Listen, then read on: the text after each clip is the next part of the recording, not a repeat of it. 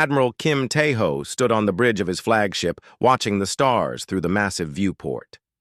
He had been in space for 25 years, fighting wars for the Galactic Council, wars that were never called wars. They called them peacekeeping, missions, or stability operations. But Kim knew what they really were. They were battles where humans died so that alien species could keep their hands clean. The communication panel beeped. Kim walked over and pressed the button. A hologram appeared showing Dr. Park So-jin, Earth's chief scientist on alien relations. Her face was pale, and her hands were shaking. "Admiral, we have a problem," she said. "The hegemony attacked New Busan." Kim felt his blood turn cold. New Busan was a human colony world. Over 2 million people lived there. Families, children, farmers, teachers, good people who just wanted to live in peace. "How bad is it?" Kim asked. Dr. Park's voice broke. "They hit the evacuation centers first. Schools, hospitals, civilian shelters. Admiral, they're killing everyone." Kim closed his eyes. He had seen this before. The hegemony were bullies who picked on weaker species. The council always let them do it because the hegemony had powerful. "Friends, what are my orders?" Kim asked, though he already knew the answer. "Stand down. The council says humans are too emotional to handle this situation. They're sending the Vorthak Empire to negotiate." Kim laughed, but there was no humor in it. The Vorthak were the hegemony's allies. Sending them to negotiate was like sending wolves to protect sheep. "Admiral," Dr. Park continued, "there's more. Captain Lee is running reconnaissance over New Busan. He's sending me live footage." The hologram changed. Kim saw Captain Lee Dong-wook's face appear. Lee was one of their best pilots, tough as nails and smart as a whip. But now he looked sick. "Admiral, you need to see this," Lee said. "They're not just taking the planet. They're having fun." The image switched to show the surface of New Busan. Kim watched as hegemony soldiers herded human civilians into groups. Then they started shooting. Old people, young people, children. They laughed as they did it. Kim's hands formed fists. His crew on the bridge were watching too. He could hear them cursing under their breath. "Captain Lee, pull back," Kim ordered. "Dr. Park, contact the council. Show them this footage." 2 hours later, Dr. Park called back. Her face was even paler than before. "I showed them everything," she said. The council's response was that some casualties are expected during territorial transitions. They said the hegemony has legitimate claims to that sector. "Legitimate claims?" Kim's voice was dangerously quiet. "The Vorthak negotiated a deal. New Busan will become a hegemony world. All human civilians will be relocated to other colonies." Kim stared at the screen. "Relocated to where?" Dr. Park looked down. "The ones that are still alive will be moved to work camps. The council called it temporary housing while permanent solutions are found." Kim knew what that meant. The survivors would work until they died. Then there would be no more humans to worry about on New Busan. "What about the evacuation ships?" Kim asked. "The hegemony says they're military targets now. Any ship trying to leave the planet will be destroyed." Kim walked to the viewport again. He could see some of his fleet in the distance. Good ships, good crews, good people who trusted him to make the right decisions. For 43 years, humans had followed the council's orders. They had been good soldiers, good diplomats, good citizens of the galaxy, and this was how the galaxy repaid them. The communication panel beeped again. This time it was Counselor Yoon Mi-ra, Earth's representative on the Galactic Council. She looked tired and defeated. "Admiral Kim, I have your final orders. You are to return to Earth immediately. Do not engage hegemony forces. Do not interfere with the territorial transfer. The matter is closed." Kim looked at her for a long moment.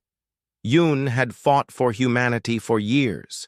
She had argued, begged, and pleaded for fair treatment. The council had ignored her every time.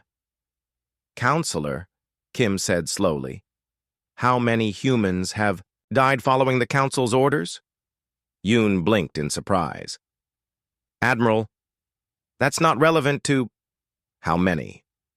Kim's voice was harder now. Yoon was quiet for several seconds. In the last 20 years? Maybe 50 million. But Admiral, that's the price of peace. The Council keeps the galaxy stable. Stable for who? Admiral, you have your orders. Kim reached over and turned off the communication.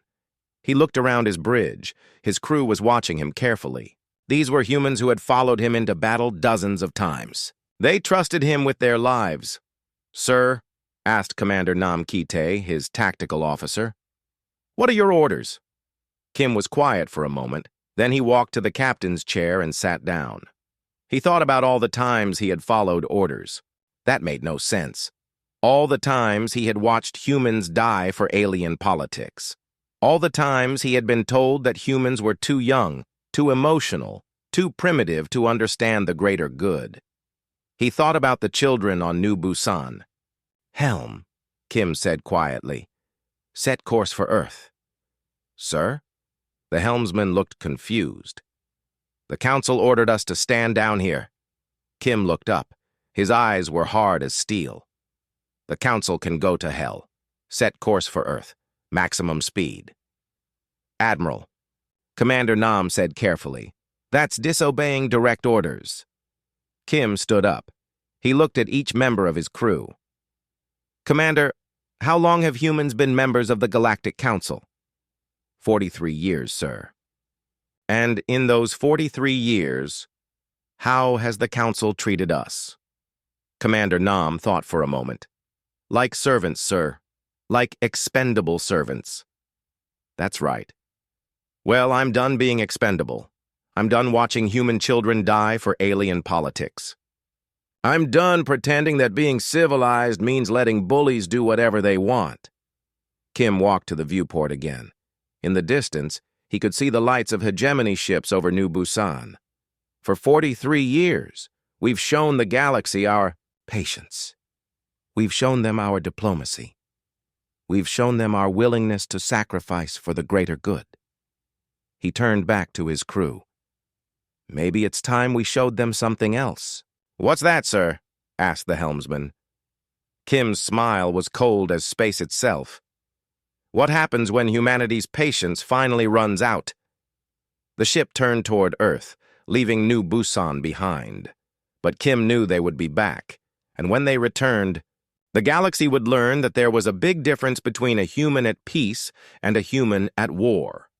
That difference was about to change everything. When Admiral Kim's fleet reached Earth, they found the planet in chaos. Every major city had crowds in the streets. People were angry, scared, and demanding action. The footage from New Busan had spread across all human colonies. Everyone had seen the massacre. Everyone wanted justice. General Cho Hyun-woo met Kim at the space dock. Cho was a big man with gray hair and scars from a dozen battles. He had been Earth's top military commander for 15 years. Kim had never seen him look worried before, but he looked worried now. Admiral, we have a situation, Cho said as they walked through the corridors. Every human colony is calling for war. The governors can barely keep control. Maybe that's a good thing, Kim replied. Cho stopped walking. Admiral, you can't be serious. War with the Council? That's suicide. Kim turned to face him. General, how many more New Busans are you willing to accept? Cho was quiet for a moment. Then he sighed. Follow me. There are some things you need to see. They took a transport to the military headquarters deep underground. In a secure meeting room, Kim found several people waiting for him.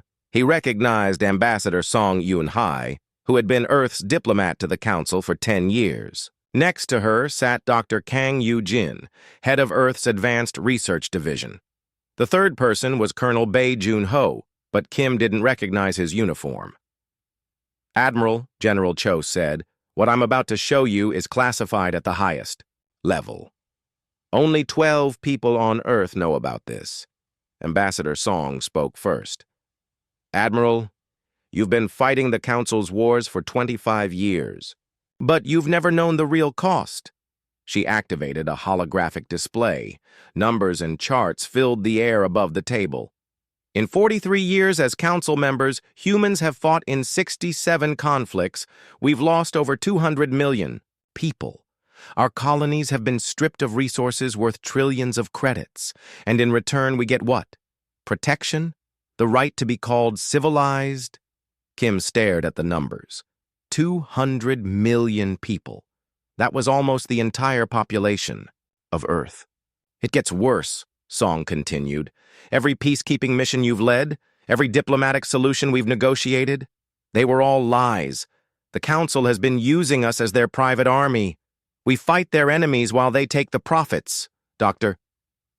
Kang stood up.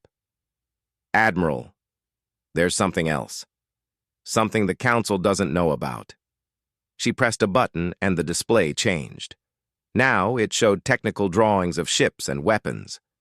20 years ago, after the massacre at the Kepler colony, a group of scientists and military officers started a secret project. We called it Project Prometheus. Kim leaned forward. What kind of project? We've been reverse engineering alien technology. But we didn't just copy it. We improved it, combined it with human innovations. The result is technology that's decades ahead of anything the Council has. Colonel Bay spoke for the first time. Admiral, I command something called the Shadow Fleet. 500 ships that officially don't exist, hidden in asteroid fields, and dead systems throughout human space. Ships that are faster, tougher, and more heavily armed than anything the Council has ever seen. Kim felt his heart racing. 500 ships? How did you hide them? The same way we've hidden everything else, General Cho said. By being underestimated. The Council thinks humans are simple, emotional, primitive. They don't pay attention to what we're really doing. Ambassador Song brought up another display. Admiral, there's more. Human colonies aren't like other species' colonies. When the Vorthak expand, their colonies wait for orders from the home world. When the hegemony claims new territory, their settlements follow central command. But humans are different, Dr. Kang added. Every human colony has its own factories, its own defenses, its own leadership. The Council sees this as a flaw. They think we're too independent, too chaotic. They're right, Kim said slowly. We are independent. Exactly, Colonel Bay smiled. Which means when New Busan was attacked, every human colony felt it personally. They're not waiting for orders from Earth. They're already mobilizing. General Cho activated another display. It showed a map of human space. Red dots marked colonies that were preparing for war. There were hundreds of them. Admiral, in the past 24 hours, 47 colonies have declared independence from the Council. 32 more have begun evacuating non-essential personnel, and 15 have gone completely dark. Dark? Kim asked. They've cut all communication with Council worlds. They're preparing for siege warfare. Kim stood up and walked around the table. This was bigger than he had imagined. This wasn't just about New Busan anymore. This was about 43 years of abuse, exploitation, and condescension finally reaching its breaking point. What about Earth? He asked. Earth is ready, General Cho said. The population is behind us. The military is behind us. Even the politicians are behind us. And you know how rare that is. Ambassador Song laughed, but it wasn't a happy sound. The Council sent me a message this morning. They're disappointed in humanity's emotional response to the New Busan situation. They want us to issue a public statement accepting the territorial transfer and promising better behavior in the future. And your response? I told them humanity would consider their request carefully. Song's smile was sharp as a knife. I didn't mention that our consideration would involve deciding which of their worlds to hit first.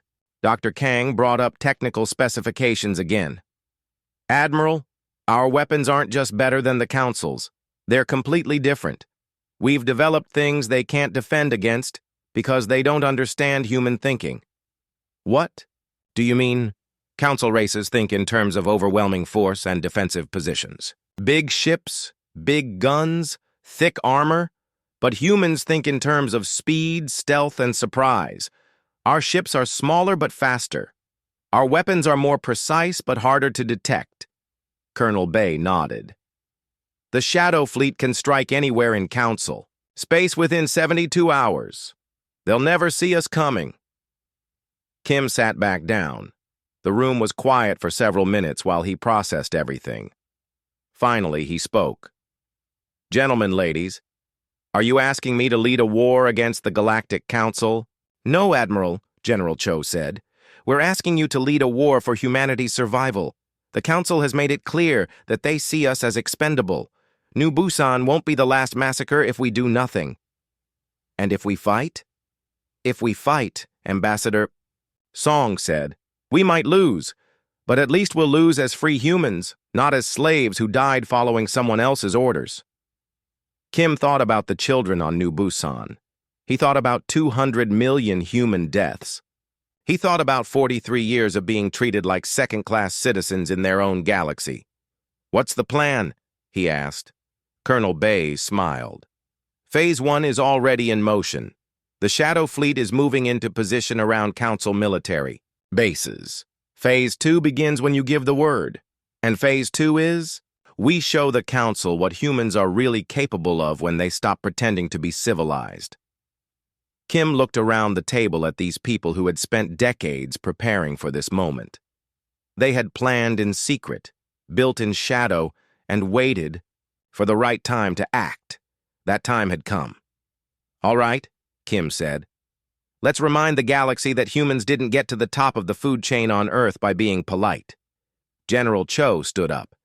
Admiral, there's one more thing. The Council is already responding to our colonial movements. They're sending fleets to restore order in human space. How long do we have? The first Council fleets will reach our outer colonies in 6 days. Kim nodded. 6 days to change the course of galactic history. 6 days to prove that humanity's patience had limits. 6 days to show the Council that their biggest mistake was believing their own propaganda about human weakness. Then we'd better get started, Kim said. It's time to go to war. Captain Han Ji-woo checked her instruments one final time. Her ship, the Gwangju's Vengeance, was completely invisible to enemy sensors. The stealth technology was Dr. Kang's masterpiece. Even at close range, alien ships couldn't detect them. Captain, whispered her tactical officer, we have visual on the Hegemony fleet. Han looked at the main screen. 50 Hegemony warships hung in space around New Busan like vultures. These were the ships that had bombed evacuation centers, the AAS ships that had laughed while murdering children. Any word from the surface? Han asked. Sporadic signals, Captain. Maybe 1,000 humans still alive in the underground shelters. The Hegemony is hunting them for sport. Han felt anger burn in her chest, but she kept her voice calm. Anger was useful, but control was everything. Signal the other stealth ships. Begin Phase 1. Across the New Busan system, 12 human stealth. Destroyers moved into attack positions. The Hegemony had no idea death was coming for them. Han's weapons officer looked up. Captain, we have targeting solutions on all enemy ships. Fire. The Gwangju's Vengeance unleashed hell.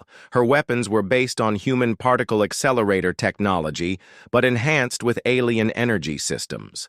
The result was devastating. Hegemony ships simply vanished, their hulls torn apart at the molecular level. In 30 seconds, the entire Hegemony fleet was destroyed. 50 ships, gone without firing a single shot. Captain, her communications officer said, we're receiving a transmission from the surface. It's children, Captain, human children saying thank you. Han smiled grimly. Signal Admiral Kim. Tell him Phase 1 is complete. New Busan is free. But Han's mission was just beginning. While she freed New Busan, other human forces were striking across the galaxy. Major Lim Subin crouched in the ventilation shaft of a Vorthak military base. Below her, alien officers planned their attack on human colonies. They had no idea that death was crawling above their heads. Lim and her Ghost Brigade were humanity's finest soldiers. They moved like shadows and struck like lightning. While alien armies marched in formation, humans learned to fight dirty, fast, and smart. Team 2, report. Lim whispered into her communicator.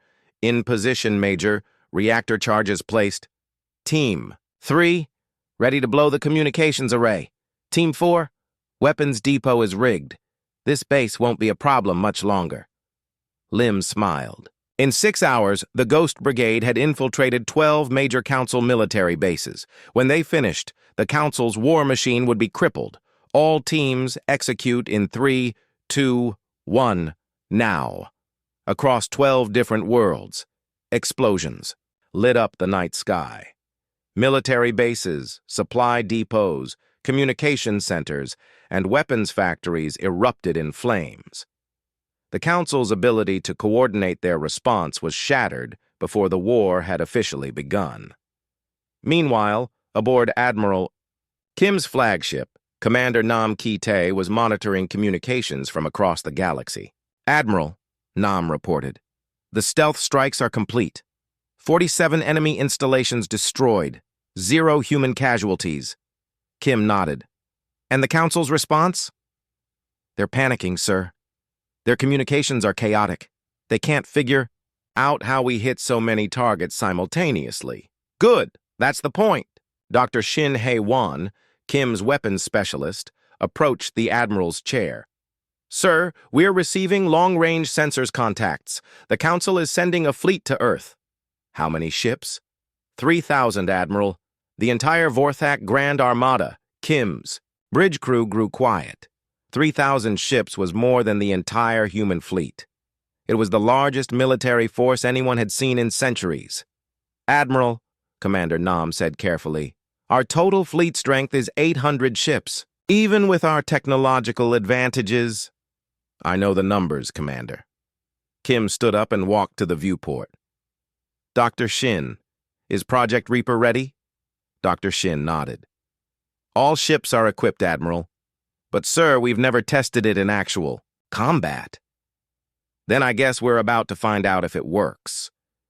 Kim activated the ship-wide communication system. This is Admiral Kim to all ships. The Vorthak Grand Armada is approaching Earth.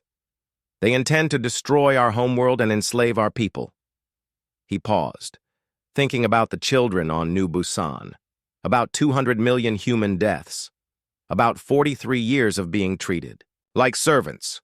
For too long, we've shown the galaxy our restraint.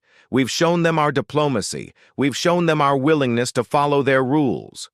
Kim's voice grew harder. Today, we show them why that was their mistake. The fleet moved toward the edge of the solar system. Kim had chosen to meet the enemy far from Earth. If his plan failed, at least the homeworld might survive. Admiral, the sensor officer called out, the Vorthak fleet is dropping out of hyperspace.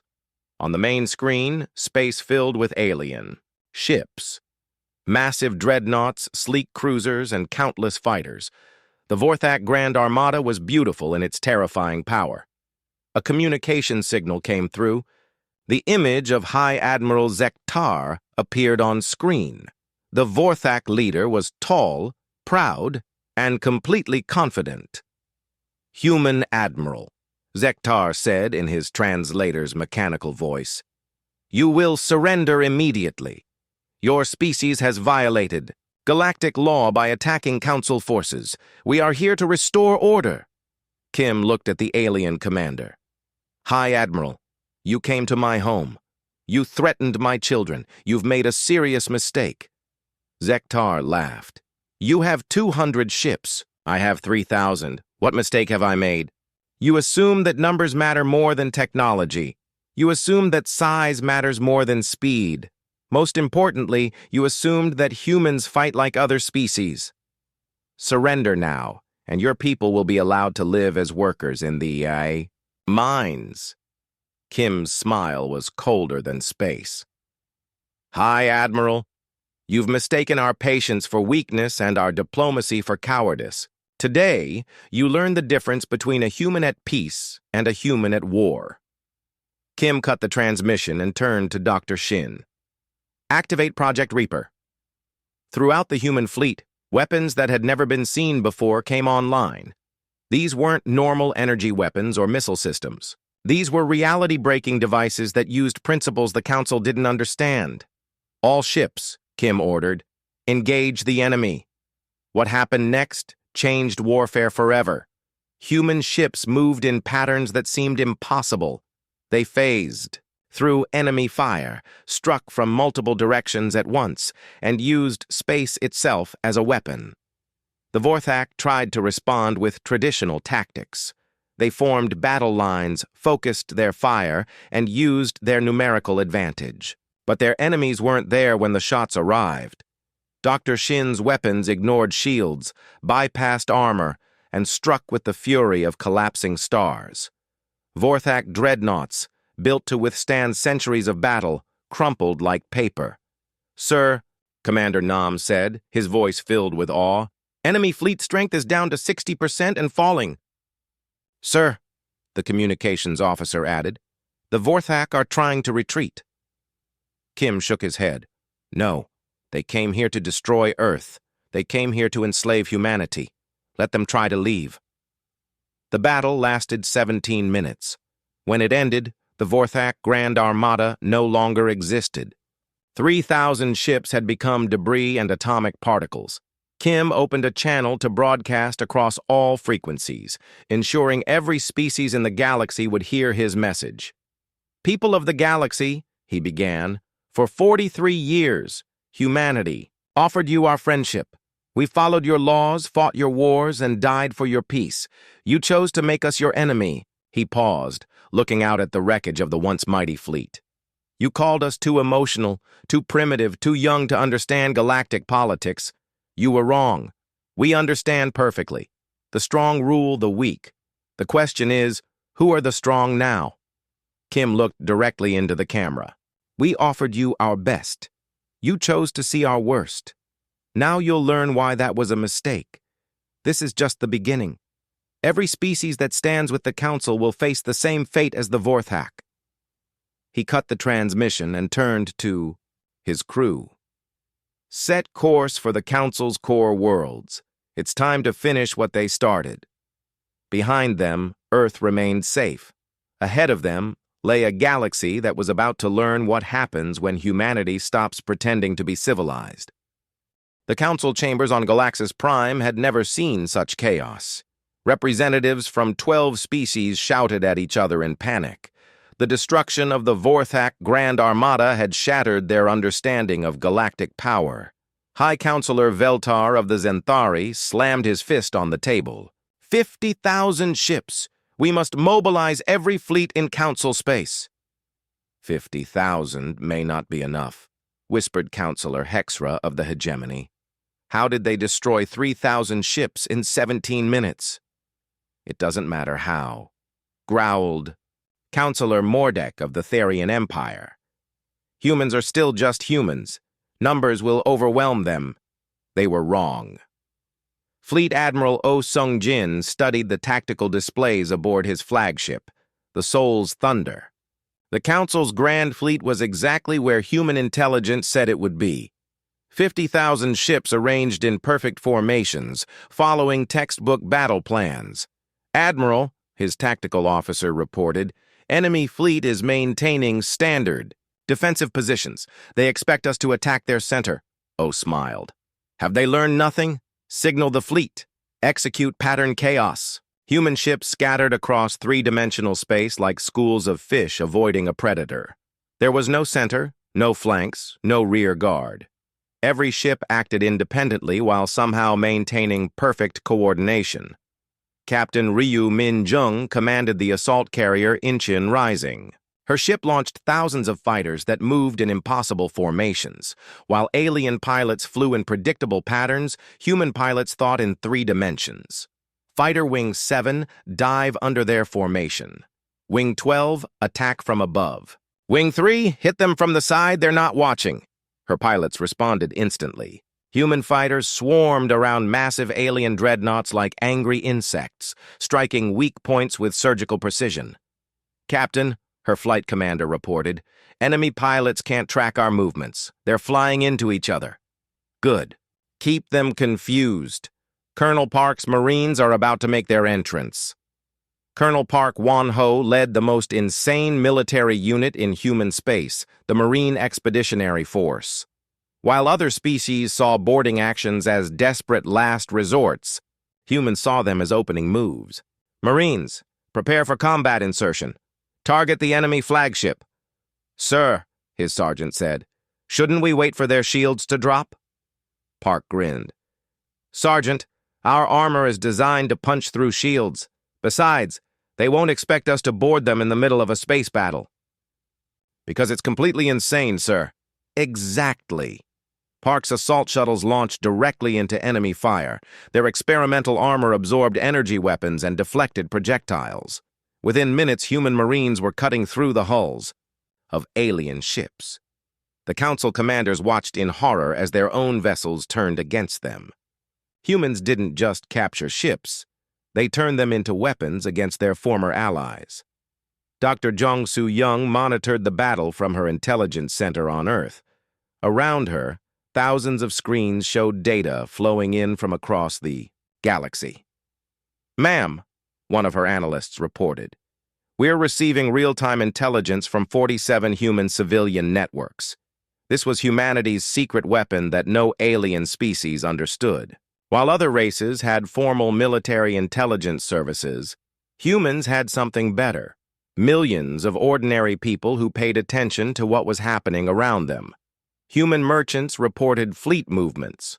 Human engineers noticed unusual supply orders. Human tourists observed military buildups.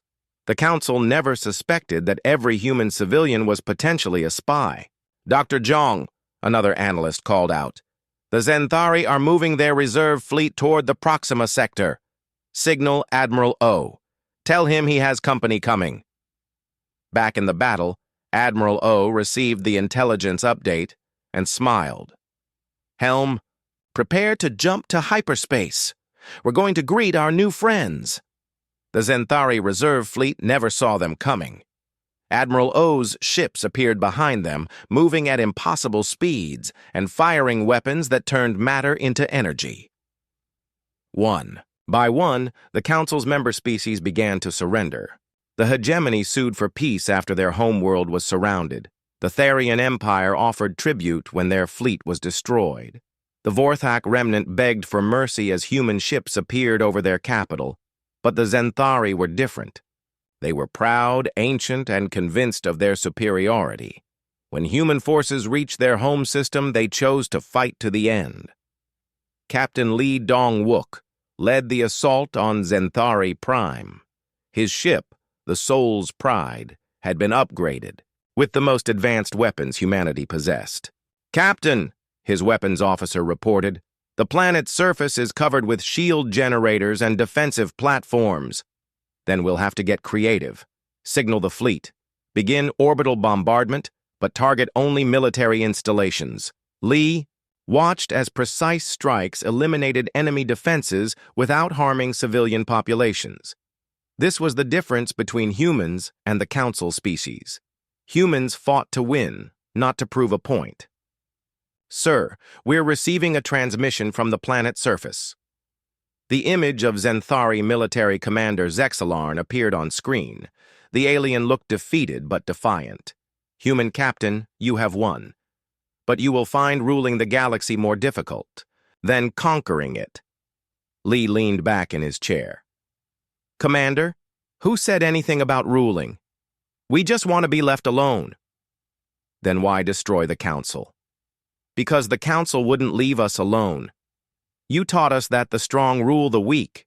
Congratulations, you've created excellent students." Zexlarn was quiet for a moment. "What happens to us now?" "That depends on you. Accept human protection and live in peace, or try to rebuild your empire and face the consequences." "And if we choose neither?" Lee's expression grew cold. "Then you end up like the Vorthak. There is no third option. The battle for Zenthari Prime lasted 3 hours. When it ended, the last major council fleet had been destroyed. 50,000 ships reduced to scrap metal and atomic particles. Admiral O opened a channel to broadcast across the galaxy. People of the Council worlds, this is Fleet Admiral O of the Terran Navy. Your governments chose war with humanity. Your governments have lost. He paused, looking at reports flowing in from across human space. Human forces now control the major trade routes, resource systems, and strategic locations in this galaxy. Any species that continues to resist will face the full might of the Terran military. O's voice grew softer but more menacing. We didn't want this war. You forced it on us. Now you live with the consequences. Surrender now, and you will be treated fairly. Continue fighting, and you will be treated like enemies. The transmission ended. Across the galaxy, alien governments faced a choice they had never imagined having to make: submit to the species. They had spent decades calling primitive or face extinction. Most chose submission. Dr. Zhang received the final intelligence report 6 hours later. Admiral O, we have confirmation. 87% of Council military forces have been eliminated. The remaining 13% are requesting terms for surrender. What about civilian populations? Surprisingly low casualties, sir. Our precision targeting worked. Enemy military infrastructure is gone, but cities and civilian areas are mostly intact. O nodded. This had always been the plan. Humans didn't fight to destroy civilizations, they fought to remove threats. The galaxy would learn that humans could be more merciful in victory than the Council had ever been in power. Signal all fleet. Commanders. Phase 4 is complete. Begin Phase 5. Which is, sir? O looked out at the stars that now belonged to humanity. Occupation and reconstruction. The easy part is over. Now we have to figure out how to run a galaxy. In 6 months, the Council had fallen from galactic overlords to refugees begging for mercy. Their fleets were destroyed, their governments collapsed, and their people faced an uncertain future under human rule. The species that had spent decades calling humans too emotional to handle responsibility now had to hope that human emotions included mercy. Sanctuary Station floated in neutral space, far from any star system. It had been built as a place for diplomatic meetings between species that didn't trust each other. Now it would host the most important trial in galactic history. President An Young-ho stepped off his shuttle and looked around the docking bay. Unlike the massive fleets that had brought Council delegations in the past, he had come with only a small escort. When you controlled 60% of the galaxy, you didn't need to show off. High Counselor Zarthek of the Draconian Empire met him at the airlock. The tall, scaled alien looked tired and defeated. Behind him stood the survivors of the Council's leadership, representatives of species that had once ruled the stars. President An, Zarthek said through his translator, "We appreciate your willingness to meet with us. We hope we can find a peaceful solution to this conflict." An looked at the alien leader with calm eyes. "Counselor, there is no conflict anymore. You lost. We're here to discuss the terms of your surrender." Zarthek's scales changed color, a sign of distress. "Surely there can be negotiations. Compromise. The galaxy is large enough for all of us." "The galaxy was always large enough for all of us," An replied. "That wasn't the problem." They walked through the station's corridors toward the main conference chamber. The walls displayed artwork from dozens of different species, a reminder of the diversity that the Council had claimed to protect. Justice Minister Kwon Da-eun was already in the chamber, reviewing files on a holographic display. She looked up as the group entered. "President An, the evidence files are ready for presentation." An nodded and took his seat at the head of the table. The Council representatives sat across from him, looking like students called to the principal's office. "Before we begin," An said, I want to make something clear. This is not a negotiation. This is a trial. For 43 years, the Council committed systematic crimes against humanity. Today, you answer for those crimes. Counselor Yexra of the Hegemony Remnant spoke up. President On, we followed established galactic law. Stronger species naturally guide weaker ones. This has been the way for thousands of years. Justice Minister Kwan activated her display. Let's examine that claim. The hologram showed detailed records of every human military action over 4 decades. Battle reports, casualty figures, resource transfers, territorial assignments. Exhibit A, Kwan announced. The Kepler incident. The Council ordered human forces to pacify a rebellion on Kepler 7. Human casualties, 57,000. Alien casualties, 0. Result, Kepler 7's resources were transferred to Vorthak control. She switched to another file. Exhibit B, the Outer Rim conflicts. Humans fought 17 separate wars to secure trade routes for Council species. Human casualties, 123,000. Council species casualties, 0. Result, Council members gained exclusive access to rare mineral deposits. The evidence continued for hours. Every conflict showed the same pattern. Humans died while aliens profited. Human colonies were stripped of resources while alien worlds grew rich. Counselor Mordek of the Therian Empire tried to interrupt. These were legitimate military operations. Casualties are unfortunate, but Exhibit M, Kwan cut him off. The New Busan massacre. The Council denied human requests to defend a civilian colony. Result, 2.3 million human civilians murdered while Council forces stood by and watched. The chamber fell silent. The hologram showed footage from New Busan. Hegemony soldiers executing children while Vorthak ships maintained a safe distance. President An stood up slowly. Counselors, you keep talking about galactic law, about the natural order, about civilization. His voice remained calm, but something dangerous flickered in his eyes. You're absolutely right. This is exactly how galactic civilization works. The strong rule, the weak. He walked around the table, looking at each alien representative. You taught us that lesson very well. You showed us that mercy is weakness, that diplomacy is surrender, that the only thing that matters is power. An stopped and faced the group. The problem is, you're no longer the strong ones. High Counselor Zarthek's scales shifted to a deep purple, indicating fear. President An, surely we can find a peaceful coexistence. The galaxy needs order, but it doesn't need to be human. Order. You had your chance to create order, An replied. You chose to create exploitation instead. Justice Minister Kwan brought up a new display. The tribunal has reached its verdict. The Council is guilty of systematic oppression, resource theft, forced military conscription, and genocide through willful negligence. She looked at each Council member. The sentence is dissolution of all Council authority and placement of all former Council species under Terran Federation protection. Counselor Hexra of the Hegemony leaned forward. Protection?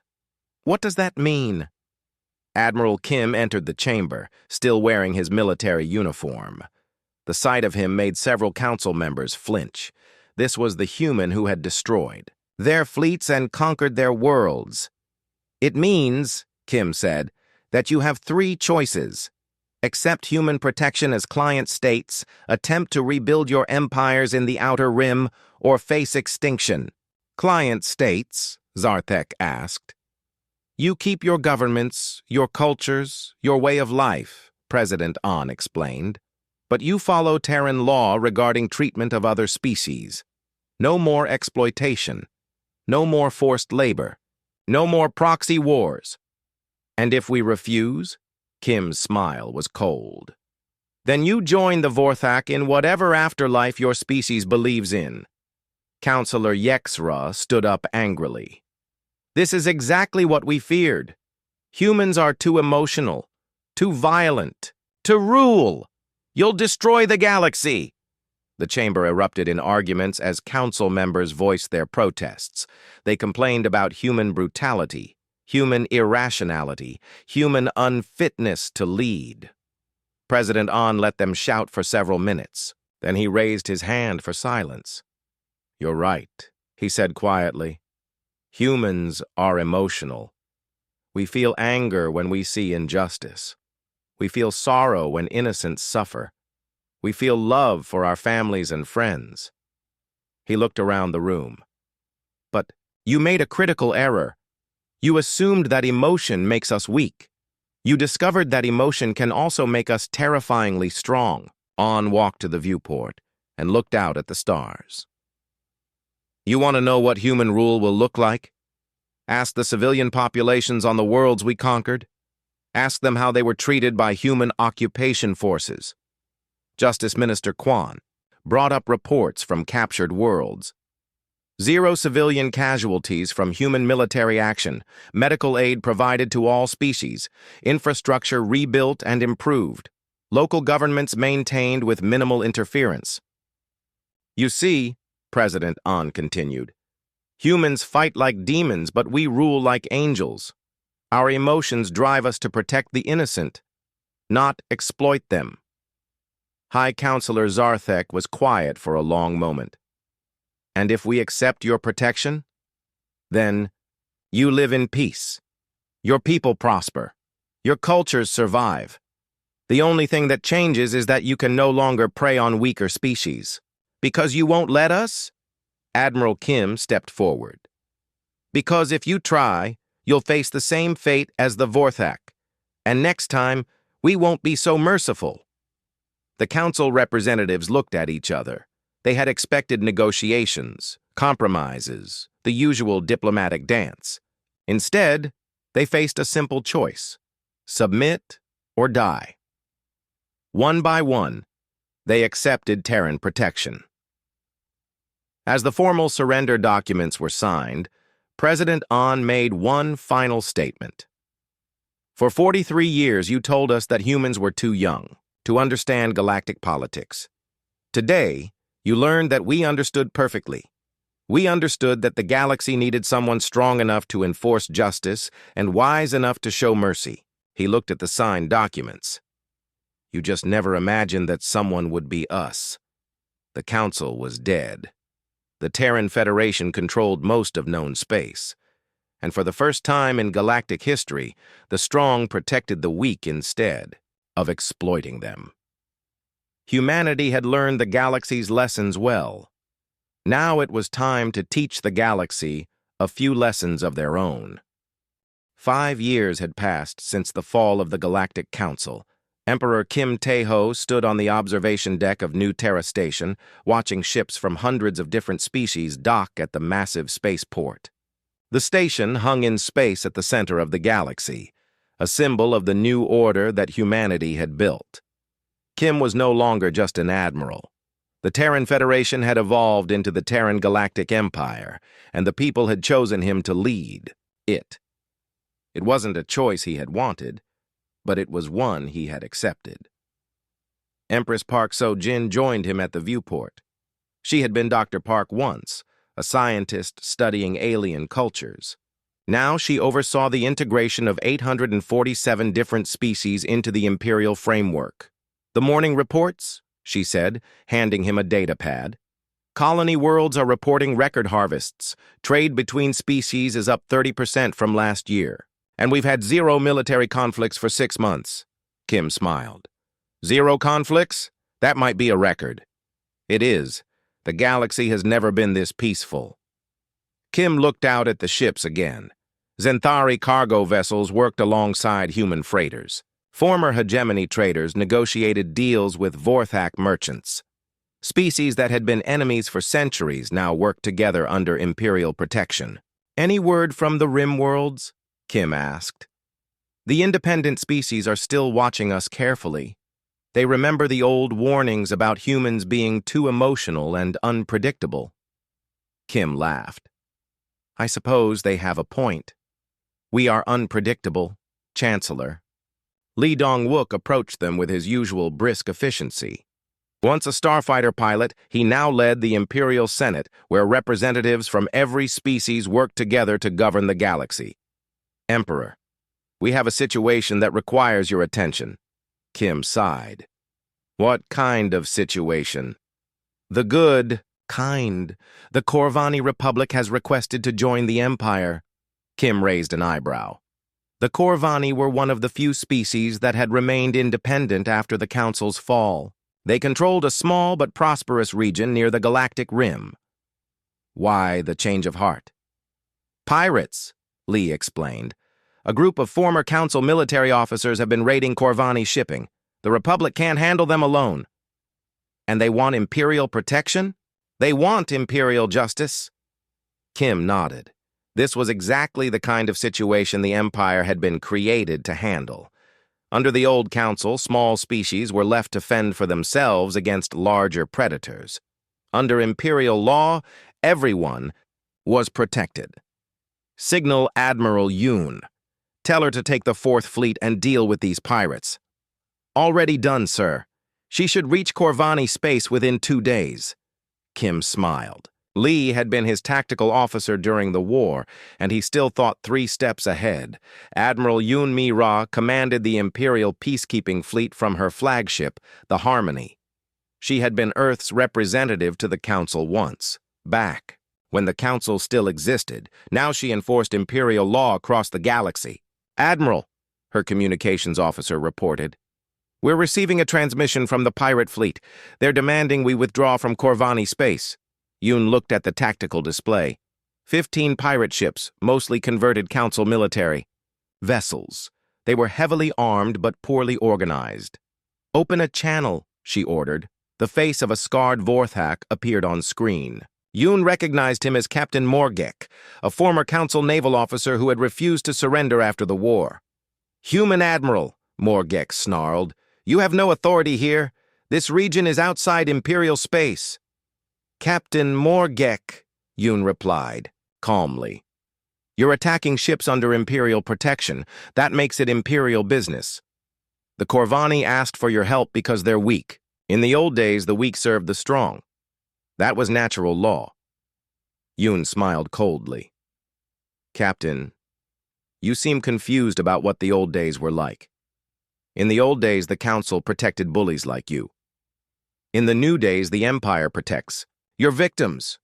I have 15 ships, Admiral. You have 5. The odds favor me. Captain, you're thinking like a Council officer. Numbers, formations, predictable tactics. Yoon's smile grew wider. I'm thinking like a human. The battle lasted 8 minutes. Morgek's ships were destroyed without firing a single effective shot. Human ships moved too fast, struck too precisely, and fought too intelligently for traditional tactics to work. This is Admiral Yoon to all remaining pirate forces in this sector, she broadcast on all frequencies. Captain Morgek chose to learn the hard way that Imperial protection means something. Anyone else who wants to test our resolve is welcome to try. The message was heard across the Rim worlds. Within weeks, 6 more independent species requested Imperial membership. Back on New Terra Station, Emperor Kim met with his inner circle to discuss the Empire's growth. The group included Empress Park, Chancellor Lee, Admiral Yoon, and General Cho, who now served as Minister of Defense. The integration reports are encouraging, Empress Park said. Former Council species are adapting well to Imperial law.